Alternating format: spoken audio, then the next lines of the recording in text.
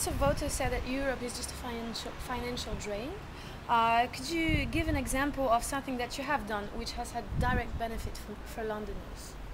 Yeah, well, obviously, I've voted on lots of legislation over the years where it has a direct impact on Londoners, like the air quality directives is one particular example.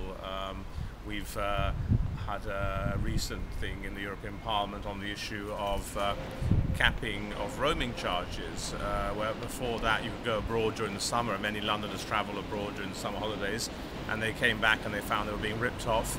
Now, as a result of that, there's been an absolute cap, and of course, Conservative MEPs voted to put the cap in place. And in fact, a company like Vodafone said there'll be no roaming charges at all, which I think has shown that the phone companies themselves realised it was a wrong approach in the first place. If you're going abroad this summer, first of all, if you fall ill, you're likely to get treatment as a result of the various cross-border healthcare provisions in place, which, of course, the European Union is responsible for.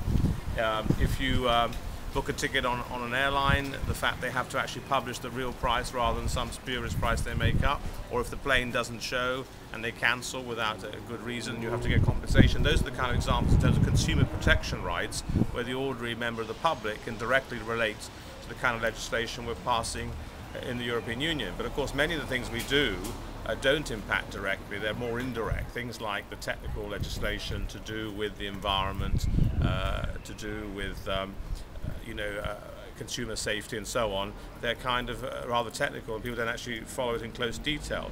And of course things like transport, health, education, social services, social security, taxation, these are things done by national governments, so of course they are slightly more sexy in terms of journalists, which is probably one of the reasons we get such little coverage in the work we do by the press. And there's also this general